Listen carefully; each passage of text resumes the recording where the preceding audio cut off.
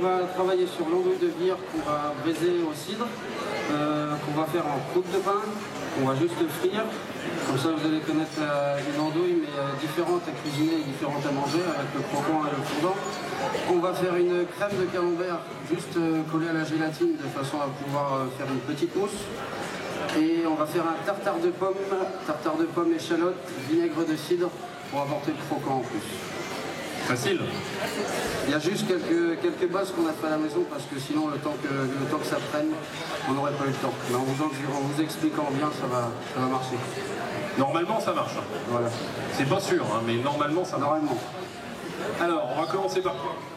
On va commencer par l'andouille de vire. L'andouille avec la casserole qui est là-bas. Donc là, on va faire suer les oignons. Et ça brûle pas. Il aime bien faire suer les oignons. Hein. C'est un chef niveau oignon, il aime bien les faire suer. Ensuite, le temps que la casserole réchauffe, on va tailler l'andouille pour la braiser. Donc là, après, on peut couper grossièrement, il n'y a rien de... T'as enlevé la peau, hein, c'est ça? Oui, monsieur. Et il est poli en plus. Hein. Normalement, on dit oui, chef, mais bon, ça, je te pardonne. Hein. Donc là, pendant ce temps-là, il y a Jean-Philippe qui est en train de démarrer le tartare de pommes en faisant une mini brunoise. Il va incorporer ensuite les échalotes, le vinaigre de cidre, sel, poivre, et puis on va le réserver après. Tartare de pommes, c'est joli un tartare de pommes comme nom, moi je trouve. Et avec la pomme Granny Smith, ça apporte un petit peu d'acidité.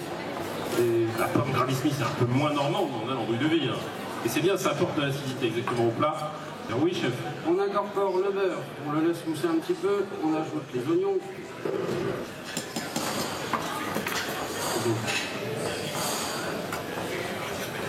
Avec une branche de laurier. Une branche entière de laurier? Un arbre. Une ou deux feuilles, Un laurier d'1 mètre, 1 mètre 50, hein, pas plus. Hein.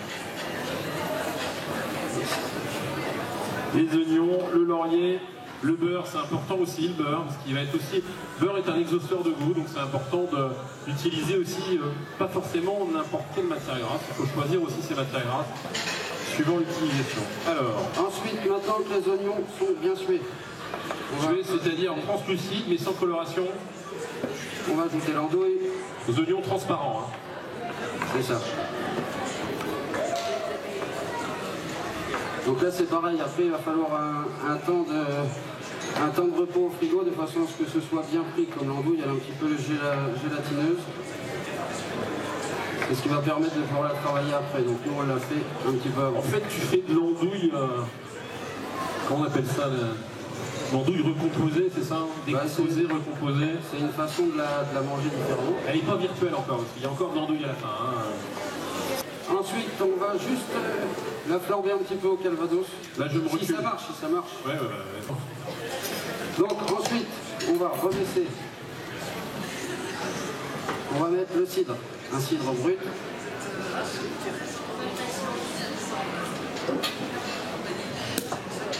Un peu de cidre brut. On va juste les glacer. Et on va laisser cuire doucement. En fait, on va laisser compoter. C'est ça.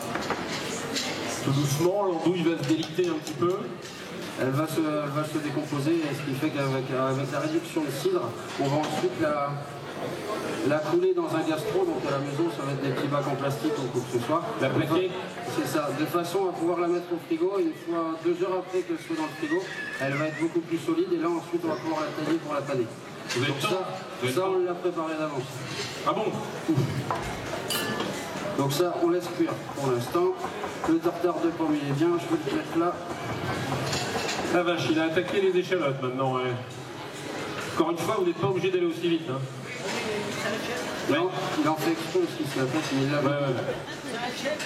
Il faut être sur 2, il se coupe un doigt. Ensuite, pour la crème de camembert. Bon, on va mettre la crème à chauffer. Vous avez vu, c'est marrant, c'est le même geste que tout à l'heure. Hein. Quand on vous dit que c'est le même geste. Et la main gauche, à la normande, hein, toujours, avec la première phalange rentrée, toujours. On se coupe pas les doigts. Donc là, on va attendre que la crème elle chauffe bien. On va mettre le camembert. On va incorporer ensuite la gélatine. Dans une crème de camembert, il y a quoi d'après vous? De la crème et du camembert. Alors ça c'est une bonne base. Alors, vous n'êtes pas obligé de mettre de la gélatine. Pour cette recette, oui, il faut mettre de la gélatine. Mais par exemple, la crème de camembert, je vous la conseille en accompagnement. On a parlé de la race normande pendant tout ce week-end. Faites un beau faux filet de race normande, pas trop cuit. Vous faites une crème de camembert à côté, juste de la crème et du camembert. Vous trempez votre entrecôte là-dedans, votre faux filet. Bon, faut pas manger de la purée avec, parce que sinon vous allez devenir comme moi. Mais manger une petite salade avec. Mais une crème de camembert, ça va très bien avec une viande rouge. Et c'est très simple à faire. Alors là, cette crème de camembert, tu veux la figer en fait. Hein. On va la figer, donc là c'est pareil. Je ferai voir après tout ce que ça fait après. Voilà. Donc, on fait chauffer de la crème, on va y rajouter le camembert. Alors, vous pouvez faire cette recette avec tous les fromages normands. Du moment que c'est les fromages normands, vous êtes sûr de la réussir. Hein. Ensuite, oui, chef. La crème a été chauffée, j'ai mis le camembert, j'espère que vous m'avez vu avec la gélatine. Ensuite, 4 feuilles. Il y a les recettes, monsieur. On vous donnera la recette tout à l'heure si vous êtes gentil. Allez. Là, il mixe. Non mais tu aurais pu le mettre dans le bol, hein, il y avait un bol. C'est pas grave, on va mettre des bols exprès, mais... Donc, ensuite, là, comme il y a la gélatine et qu'elle est très chaude, encore une fois, on la laisse reposer au frigo. Et à la fin, ce que ça vous donne, ce sera une texture complètement différente parce que la gélatine aura figé. On ajoutera, une fois que ce sera froid, on ajoute toujours les herbes parce que si vous les mettez quand elles sont chaudes, à chaque fois dans votre mousse, elles noircissent. Donc c'est pour ça que je ne les ai pas incorporées maintenant. Donc voilà, à la fin ça fait une texture comme ça qui est assez souple et on sent très bien le camembert. Et on a rajouté un tout petit peu d'échalote aussi à la fin. Et vous goûterez après, c'est pour ça que... Voilà. Normalement c'est bon. On fera tester à quelqu'un à la fin quand même avant. Donc ensuite, l'andouille là est cuite. Donc je le mettrai ici après de façon à ce que vous puissiez voir. On va retirer juste la feuille de laurier, l'arbre de laurier. Et ensuite, on va le couler dans le gastro. Alors vous, si vous avez souvent, c'est des tupperwares, les bacs tupperwares, vous le mettez juste comme ça.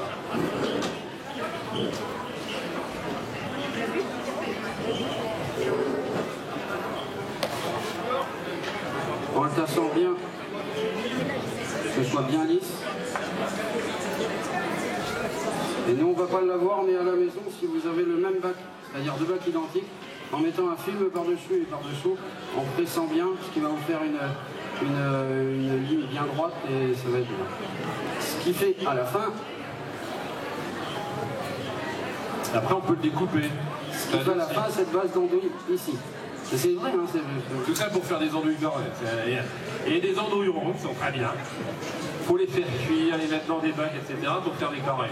On va leur demander de faire des andouilles carrées dès le départ, hein, on gagnerait du temps. Ce qui va être sympa aussi comme ça, c'est quand vous allez le mettre à cuire à la friteuse, parce qu'on va le paner ensuite, c'est que vous allez avoir le croquant de la croûte de pain et en même temps le fondant de l'andouille avec le cidre et ainsi de suite. Donc ça, une fois que c'est bien plaqué, bien tassé, il y a juste à le mettre au frais pendant 2 heures et ensuite vous n'avez plus qu'à couper. Pour la panure à l'anglaise, il faut toujours la base de la farine, l'œuf et la chapelure. La chapelure, tout le monde peut en faire parce qu'on a toujours du pain qui traîne à la place de les donner aux poules, et ben on le fait en chapelure. Donc on commence par la farine. Normalement, je vais en mettre partout. Je vais essayer de faire attention. Ce qui est bien, c'est qu'il prévient. On le met dans l'œuf. Et l'avantage de la panure à l'anglaise, c'est que c'est tout le temps pareil. C'est farine, œuf et chapelure. Alors dans la chapelure, vous pouvez aussi, dans cette chapelure, pour certaines recettes, incorporer autre chose. Vous pouvez mettre de la noisette, de l'amande, de la pistache. Alors au début, c'est ce qu'on voulait faire. On voulait faire des chips de camembert pour ensuite les hacher et les réincorporer dans la croûte de pain. Ce qui fait que l'andouille, il y aurait un petit croustillant du camembert en plus et on s'arrêtait à la chapelure. Donc là, c'est la première fois qu'elle a été faite. On la refait toujours une deuxième fois de façon à ce que, comme il y a beaucoup de jus, ça ne pète pas dans la friteuse. Alors ça, c'est pas forcément vrai pour le poisson. Hein. Le poisson, vous n'êtes pas obligé de une fois, ça suffit. Une fois, ça suffit. Là, c'est parce que vous allez avoir un appareil à l'intérieur qui va se ramollir et qui va rendre du jus. Donc quand vous avez ce type d'appareil, c'est bien de le faire 2, voire 3 fois pour certains. Quand vous voyez des... Vous connaissez les chromeski ou pas? Si vous connaissez, vous allez pouvoir les faire tout à l'heure. Les chromeski, donc vous pouvez faire ça avec du fromage. Généralement, quand on fait des chromeski, on met 2 à 3 panures, pour être sûr que ce soit bien croustillant à l'intérieur quand c'est moelleux à l'intérieur. Croustillant à l'extérieur quand c'est moelleux à l'intérieur. Ça va, c'est les casseroles, je maîtrise. Tout est dans la concentration mentale. Donc, il faut vraiment qu'il n'y ait pas du tout de trou, parce que sinon, à la fin, les 3 quarts du temps, quand vous faites des chronoskis ou des bars et que vous les panez pas bien, vous vous retrouvez avec votre belle croûte, mais à l'intérieur, il n'y a plus rien. Donc c'est moins drôle. Ça peut être sympa aussi de faire ça en chromeski. Si vous voulez plus rien dedans, vous faites le trou et vous mettez en fait... comment expliquer ça? Vous avez pour faire le chromeski des demi-sphères. Les demi-sphères qui s'achètent en flexibond partout. Et si vous voulez vraiment vider une croûte, par exemple, et rien avoir dedans, vous avez juste à remplir de beurre. Vous remplissez de beurre votre demi-sphère, vous la collez et vous faites la même panure qu'on a fait ici. En faisant un tout petit trou, votre coque va rester croûtée dans l'huile, tout le beurre va se vider. Et si vous voulez l'incorporer avec une sauce ou quoi que ce soit dedans, c'est un petit peu plus technique. Hein. Pour ceux qui sont au niveau 2, ça marche. J'ai pas l'impression qu'on soit arrivé au niveau 2. Il va falloir attendre demain, je pense. Hein. Donc là, vous allez savoir tout de suite si la croûte elle est bien faite ou si elle est mal faite, juste au pétillement, si tout le jus s'en va ou s'il reste bien. Pour l'instant, c'est l'air d'aller. Ça a failli rater, je pense. Moi, j'avais un doute. Hein. Vous avez un doute aussi? Non, pas vous? Ah, ça va vite là. Donc là, comme ça va être pour l'assiette de dégustation, on ne va pas le mettre au four. Normalement, on le met au four 5 minutes, de façon à ce que l'intérieur soit bien chaud, parce que là, comme je ne gère pas trop ça, c'est un peu ce que ça fait. Donc là, vous avez la barre qui est assez croquante, et à l'intérieur, qui commence à être fondant. Donc ensuite, on va pouvoir passer au dressage. Donc moi, pour le dressage, j'ai rajouté un petit truc en plus que vous pouvez faire à la maison si vous avez une bouteille de pommeau. C'est prendre juste dans une casserole un tout petit peu de pommeau, le faire réduire, et à la fin, sans rien ajouter, vous avez un caramel de pommeau. Et ce qui fait que le caramel de pommeau, avec la petite pomme acidulée, ça va super bien. Et c'est juste tout simple, c'est vraiment une base de réduction. Il faut les 3 quarts du temps faire attention, parce que souvent ça brûle. Et en faisant bien attention, ça passe bien. Il ne faut pas mettre toute la bouteille quand même. Tout dépend de la quantité que vous voulez. Ouais. Donc pour le dressage. Quand même.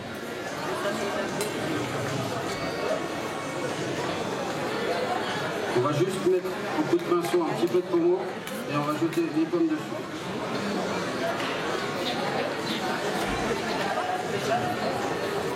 Les pommes, je vais te prendre 2 minutes pour dresser. Pendant ce temps, un double là, pardon. Ça, c'est que des pommes et... Donc là, dans l'intérieur, vous avez les pommes, le vinaigre de cidre, les échalotes. Le vinaigre de cidre aussi.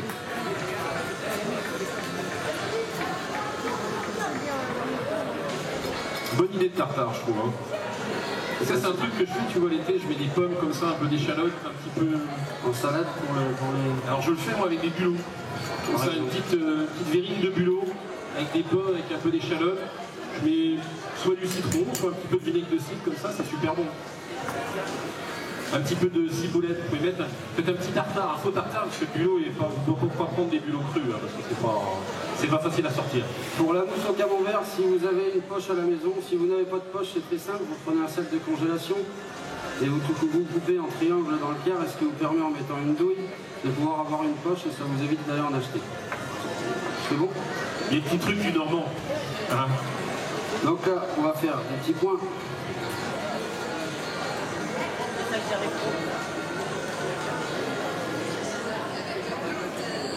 C'est ça, c'est tout Jérémy, ça. Toujours les mains dans les poches. Avec la poche, ça vous permet d'être beaucoup plus précis. Bon, maintenant, on arrive à trouver facilement des poches en plastique jetables. C'est souvent plus simple que d'acheter une poche récupérable, parce que pour nettoyer les poches... Oui. C'est bien, ça fait une petite sauce fraîche avec le Chromeski. Et là, c'est 100% normand. Hein. On est sur le camembert, l'andouille, la pomme, le pommeau.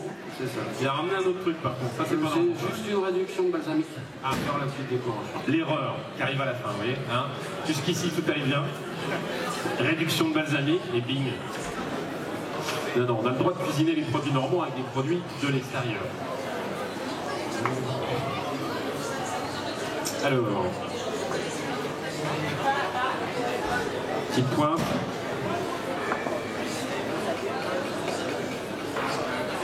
Oui, il fait ça bien, mais il essaye, si vous voulez. Il a appris à bien faire, donc je pense que c'est mieux de bien faire. Ensuite, ce que je vous avais pas expliqué, ça c'est pareil, c'est un petit plus à la maison, mais c'est très très simple. C'est vous avez un pont l'évêque ou un camembert à la maison que vous ne mangez plus parce qu'il est trop fort ou quoi que ce soit, vous le taillez très finement, vous le mettez sur un silpat, sur une plaque, et vous le mettez à 180 degrés au four et vous allez retrouver après avec le fromage qui va être sec et c'est super sympa en plus. Des chips de fromage, il n'y a pas plus simple. Ah, il n'y a pas plus simple que ça aussi. Plutôt que de faire des tuiles compliquées, il suffit de mettre le fromage sur une plaque, laisser fondre et laisser refroidir après. Il faut faire dans ce sens-là, parce que sinon ça ne marche pas. Ensuite, on va rajouter ce qui peut être sympa aussi, de la fleur de moutarde avec l'andouille. Tout le monde connaît l'andouillette avec la sauce dijonnaise à base de moutarde. Et là, on peut travailler l'andouille avec la petite fleur de moutarde qui va faire un petit peps aussi dans le mélange. Les gars, ils réfléchissent. Et c'est là où les gens demandent où est-ce qu'on a de la fleur de moutarde. Et on répond chez le marchand. Voilà.